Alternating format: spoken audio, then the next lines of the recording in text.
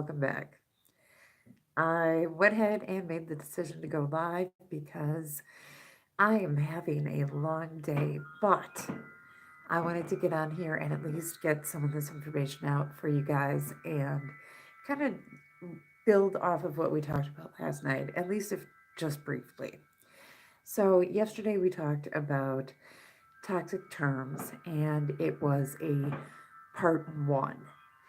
And we talked about the cycle of abuse, which is, of course, the love bombing, devalue, and discard when it comes to toxic people. Particularly, we're talking about the narcissist tonight. Then we talked about the flying monkey, and we also talked about the Hoover. Tonight, I want to just put out there toxic terms too. Why are they fucking doing this? We're going to talk about that.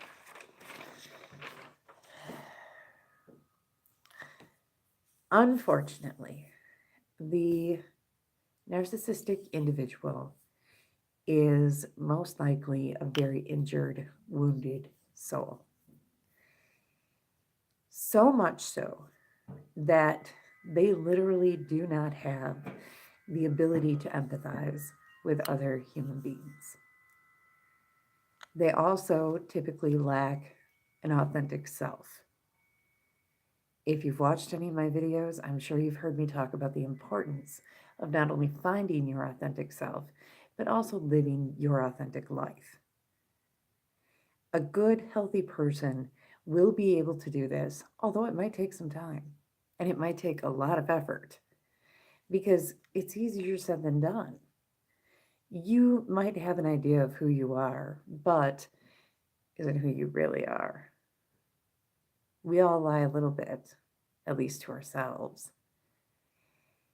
Finding your authentic self can be very difficult, it can be very painful, and it can require you to dig deep into your psyche and think about who you really are and what made you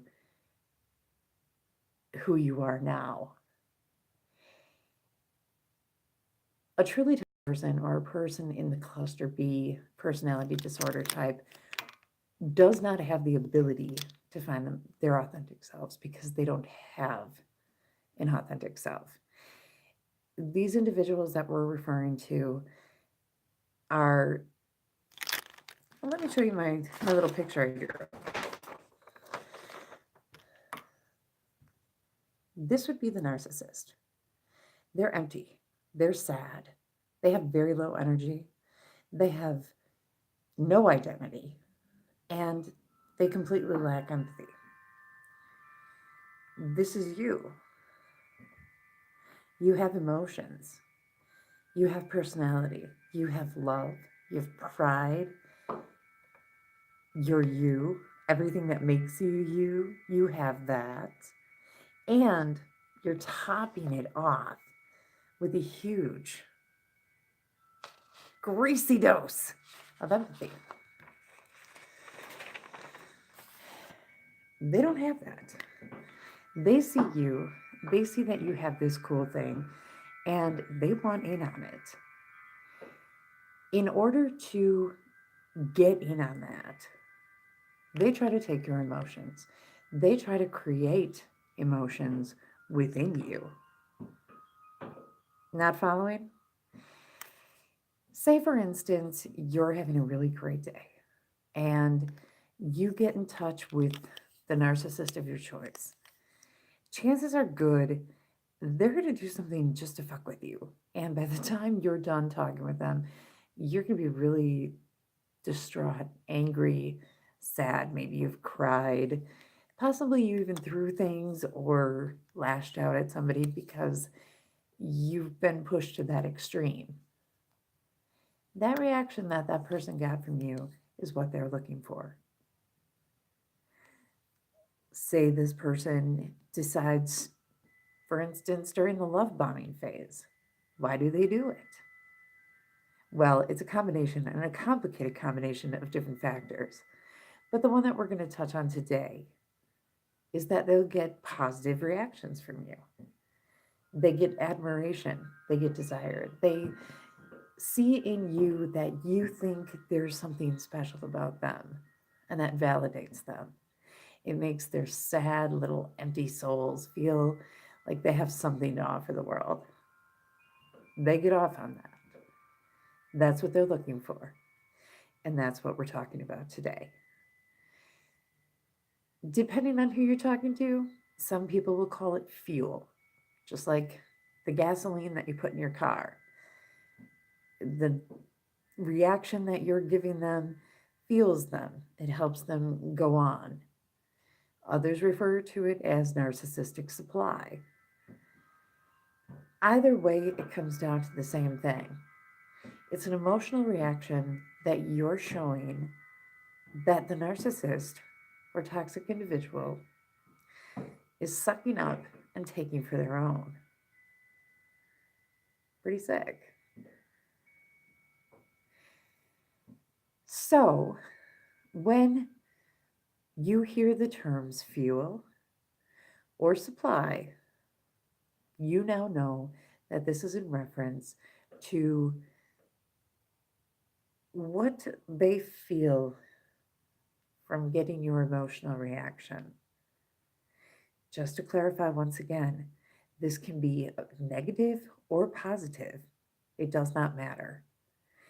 This individual has none of this authentically for themselves. So they're coming to you to find it. Your word of the day, unfortunately, is supply. If you have anything else you'd like to know about this, go ahead and leave questions and comments down below. You can reach me at my email at authenticempath@outlook.com. That is all one word. I apologize that I'm cutting this a little bit short. I am extremely busy this week, but it is really important to me that I get in here and I talk to you guys. I'm going for daily. Won't always be live. Sometimes I'll upload, but I would like to get some content uploaded on here or streamed every day. And if you like the live videos more, I urge you to go over to Facebook because that's where you're going to see a little bit more of them. All my contact information will be in the comment section. Please feel free, go back, look at the terminology that we talked about yesterday. There's a lot of insight in there about the process that takes place. If you're not sure, if you're entangled with one of these people, go back, look at some of my videos. If you're not finding what you're looking for, send me a message. We'll talk.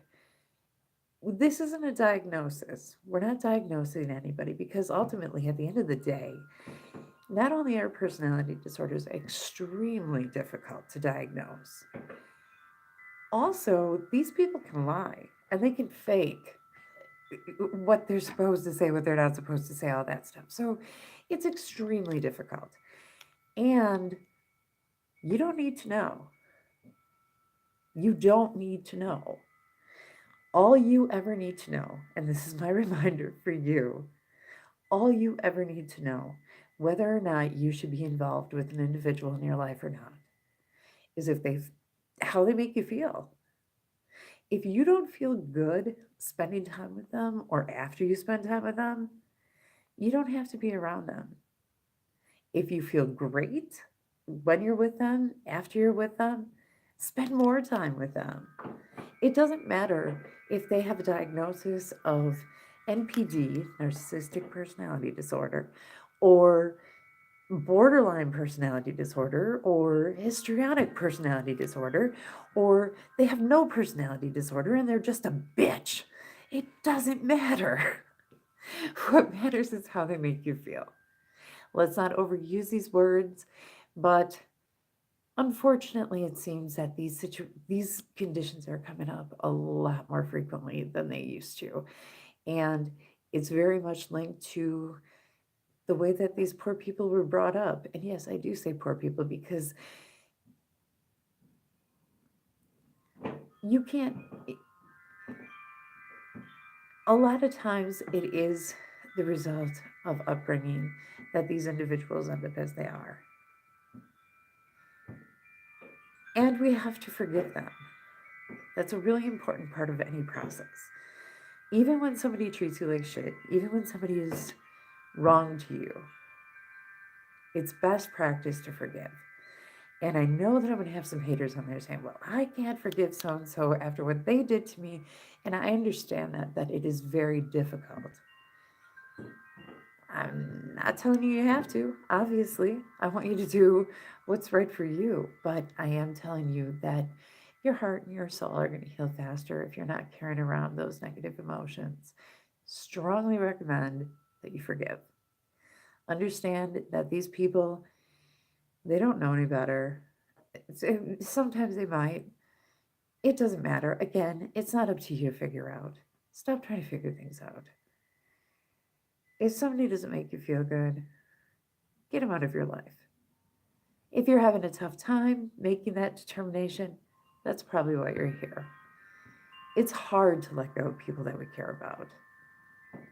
But as you're going to find out as we go on, and if you haven't already watched my other videos, ultimately the best way to get through these situations is to not deal with these people. I've said it once, I'll say it a gazillion times because you people will never listen to me. If you order a package from Amazon and it comes to you and the pieces are broken, you're not going to spend the time gluing those pieces back together and still pay for it.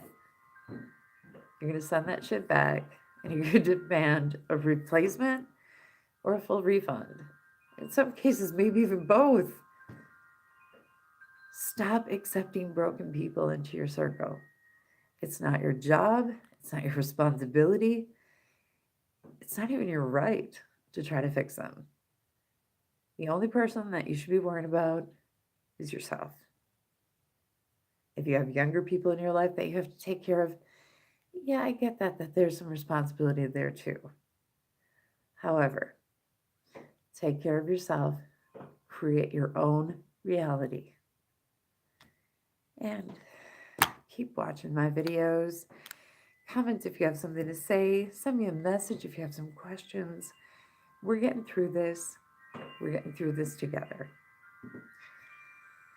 I need sleep, and so do you guys, because I can guarantee you, if you're dealing with one of these people, they are fucking energy vampires, and they love to deprive you of your sleep.